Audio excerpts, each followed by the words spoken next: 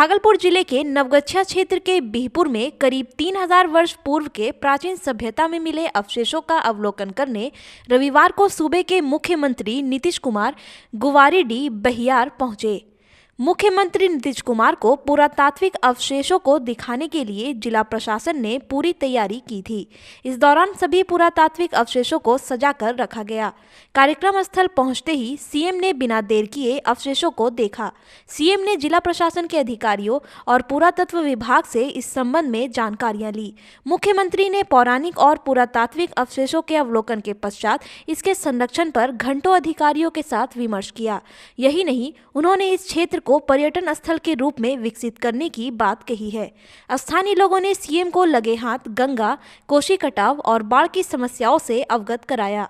इसके पश्चात मुख्यमंत्री नीतीश कुमार खुद कोसी का कटाव देखने चले गए। उन्होंने कोसी तट पर अधिकारियों को बाढ़ से निपटने के लिए कई आवश्यक निर्देश भी दिए। का जो डिस्ट्रॉयड है वो हमको नहीं लगता है कि 1000 साल से कम, 1000 साल के आसपास, 900 साल, 1000 साल जगह जगह वो हुआ है, बर्बादी हुई। अब उसके पहले का है तो हमने तो शुरू में ही कह दिया, जो कुछ भी हम लोग देख रहे हैं भाई, ये तो 2500 साल से भी ज़्यादा पुराना स्थल दिख रहा है। तो ये मामूली बात नहीं है, ये बहुत बड़ी बात है।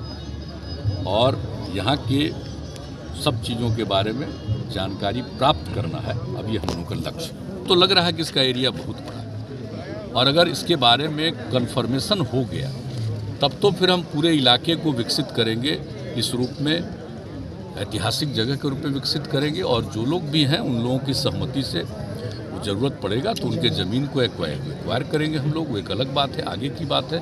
पहले तो जो कुछ भी है उसमें देख करके पूरे तौर पर जब ये नतीजा निकल जाएगा और उसका एक एरिया आम तौर पर पता चलेगा, मुझको तो लग रहा है भाई, व्यक्तिगत रूप से मेरा अपना एहसास है कि ज़रूर मिलेगा, है ना, कि कोसी का जो इस धारा है ना, इसके पहले जो धार थी उसी की तरफ ले जाने का के लिए अब योजना बनाकर इसको करेंगे आज। इसलिए तो आपके सब बैठे हुए हैं, माननीय मंत्री जी विजय कुमार चौधरी जी भी हैं, प्रधान सचिव भी हैं, तो इरिगेशन विभाग के, तो ये सब लोग अभी बातचीत हो गई। अब इसके बाद जो उनके इंजीनियर्स भी हैं, अब इसके लिए बनाएंगे प्लान और बहुत जल्दी से बनाएंगे। रविवार को रामानंदी देवी हिंदू अनाथालय का 95वां स्थापना दिवस अनाथालय परिसर में मनाया गया।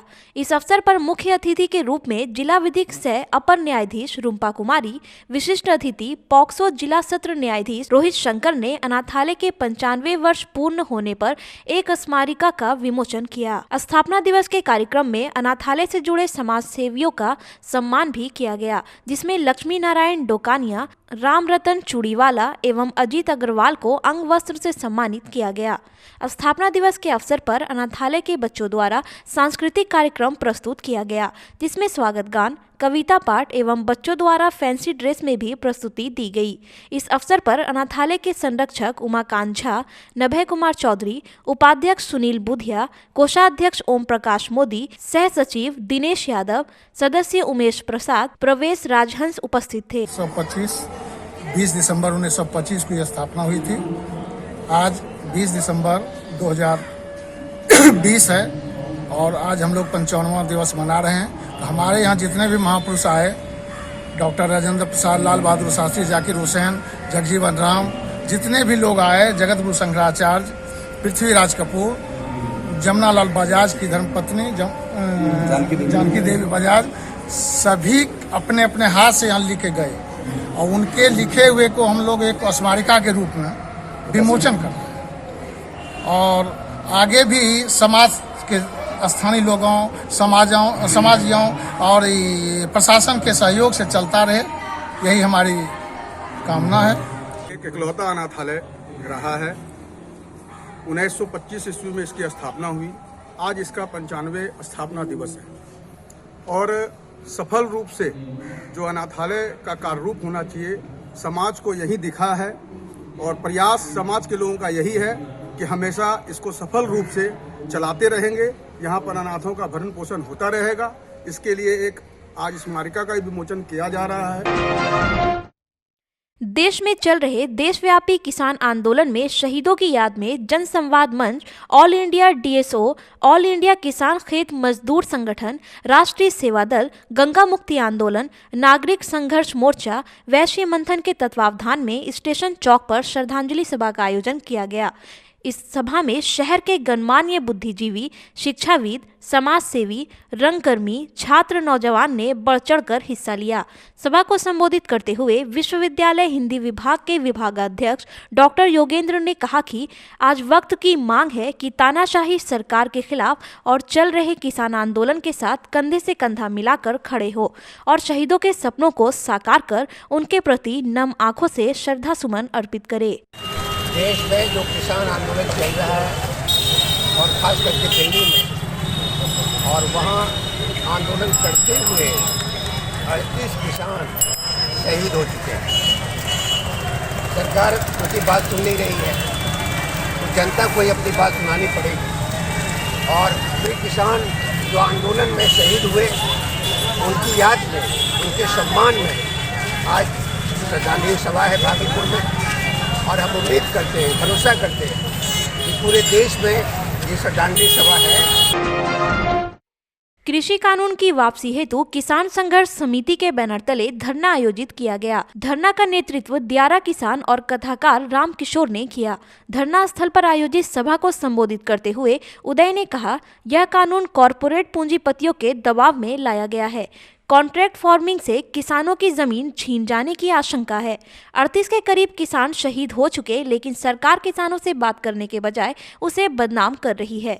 शंकरपुर के किसान पूर्व सरपंच सुदामा प्रसाद आर्य ने स्थानीय मुद्दों पर सवाल उठाते हुए कहा कि मानिक सरकार से शंकरपुर जाने वाले रास्ते का अतिक्रमण गंगा में घर बनाकर घर लिया गया है, उस रास्ते को खाली करवाना चाहिए। मौके पर रोशन रवि, श्याम मंडल, राजा कुमार, घनश्याम मंडल, रामचंद्र मंडल, मुनीलाल मंडल, फकीर मंडल आदि मौजूद थे। सभा के बाद किसान आंदोलन में शहीद हुए किसानों को श्रद्धांजलि दी गई।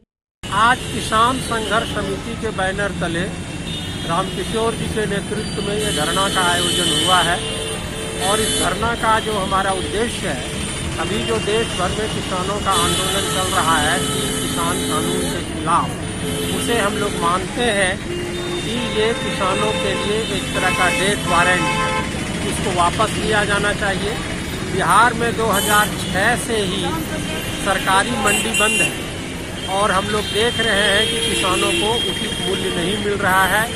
किसानों की स्थिति बदहाली की ओर है।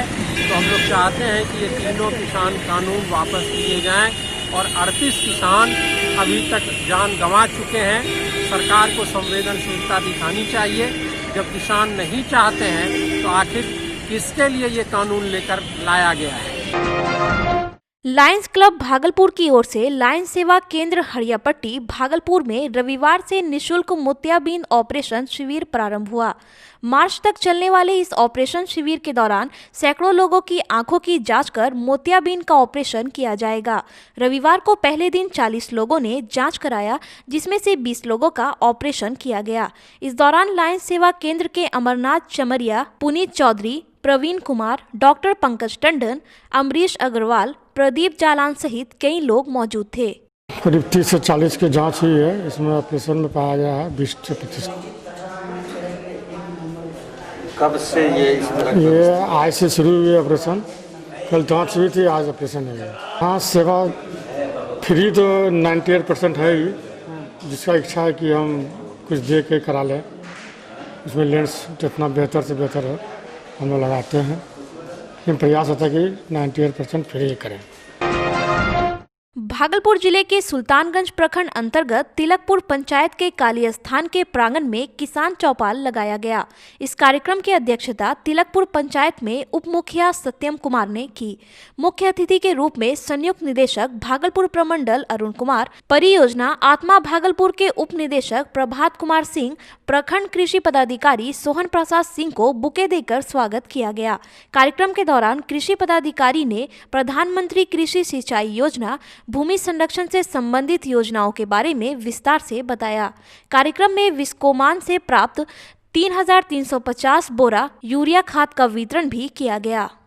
इस किसान चौपाल के माध्यम से किसानों को बताना चाहेंगे और जो इस चौपाल का मुख्य उद्देश्य है कि कृषि विभाग की सभी योजनाएं जैसे कृषि निदेशालय, भूमि संरक्षण निदेशालय, उद्यान निदेशालय, परियोजना आत्मा अंतर्गत सभी योजनाओं जैसे समूह गठन एवं खाद्य सुरक्षा समूह के माध्यम से किसान अपनी आय को दुगुनी करने के उद्देश्य से खेती कार्य करें। इसमें किसानों को सभी तरह की सुविधाएं दी जा रही है। सुल्तानगंज थाना क्षेत्र अंतर्गत इस्लाम नगर मुरारका कॉलेज के समीप वार्ड संख्या 19 के रहने वाले मोहम्मद मकीन मंसूरी ने अपने भाई मोहम्मद नसीम मंसूरी व उसके बेटों पर मारकर सरफोड़ देने का आरोप लगाते हुए सुल्तानगंज थाना में आवेदन देकर कानूनी कार्रवाई करने की मांग की। घटना के बाद उन्होंने रेफरल अस्पताल में इलाज करवाया। मोहम्मद मकीन मंसूरी ने बताया कि जायदाद हड़पने के लिए उनका भाई पूर्व में भी उन पे जानलेवा हमला कर चुका है। ये हमारा भाई जो है परिवार, ये 3 भाई भतीजा मिलके हम लोगों को जान मारने के नियत से पहले भी हमला कर चुका था। उस बार भी बच गए। फिर अब की बार ये अचानक फिर हमला सब पर किया, जान मारने की नियत से हम लोगों को मारा। घर घुस के मुसहरी तक रपेट के ये लोग मारा। मेरा जायदाद और जमीन ये लोग हड़प करने के लिए चाह रहा है। इसको भगा दे या तो जान मार के इसका बिहार क्रिकेट संघ के तत्वावधान में भागलपुर जिला क्रिकेट संघ द्वारा सैंडिस कंपाउंड स्टेडियम भागलपुर में आयोजित BCI inter zone T20 cricket tournament में रविवार को अंगिका जोन ने सीमांचल जोन को 8 विकेट से पराजित कर अपने तीनों लीग मैच जीतकर पुले की नंबर 1 टीम बन गई। वहीं सीमांचल जोन की टीम 2 जीत के साथ पुले में दूसरे स्थान पर रही। ये दोनों टीमें सेमीफाइनल में पहले से ही अपना स्थान पक्का कर चुकी है। वहीं एक औपचारिक लीग मुकाबले में मिथिला जोन ने शाहबाज जोन को 9 रनों से पराजित किया। सुबह के सत्र में खेले गए मुकाबले में मिथिला जोन ने टॉस जीतकर पहले बल्लेबाजी करते हुए 20 ओवर में 3 विकेट के नुकसान पर 137 रनों का स्कोर खड़ा किया। वहीं दोपहर के सत्र में खेले गए मुकाबले में टॉस सीमांचल जोन ने जीता और पहले बल्लेबाजी करते हुए 18.3 ओवर में 129 रनों पर ऑल आउट हो गई। 130 रनों के लक्ष्य का पीछा करने उतरी अंगिका जोन की टीम ने 16 ओवर में 2 विकेट के नुकसान पर 132 रन बनाकर मैच को जीत लिया। सोमवार को सुबह के सत्र में 9 बजे से पहला सेमीफाइनल अंगिका जोन और मगध जोन के बीच खेला जाएगा। वहीं दूसरा सेमीफाइनल मैच दोपहर के सत्र में 12:45 से चंपारण जोन और सीमांचल जोन के बीच होगा। मैच में अंपायर की भूमिका संजीव कुमार तिवारी व अनिल गुप्ता एवं राजेश मंडल ने निभाई। कमेंटेटर मोहम्मद सादिक हसन व Sanjeev Chaudhary, scorer Dharmajay, Himanshu, Angika zone team के manager doctor Jaishankar Thakur, physio doctor Arjun Kumar व कोच मोहम्मद मेहताब मेहंदी थे। मौके पर बिहार क्रिकेट संघ के पूर्व संयुक्त सचिव डॉक्टर सुनील सिंह, भागलपुर जिला क्रिकेट संघ के डॉक्टर आनंद मिश्रा, सुबीर मुखर्जी उर्फ Mamu, Suman Singh, Jagdish Sharma, Guddu Pandey, doctor Vishwanath, Mohammad Farooq Azam, Neelkamal Rai, Baidyanath Mishra, BCCI coach Sanjay Kumar, BCA pitch curator Devi Shankar, Sanjay, Chandan Jha आदि मौजूद थे।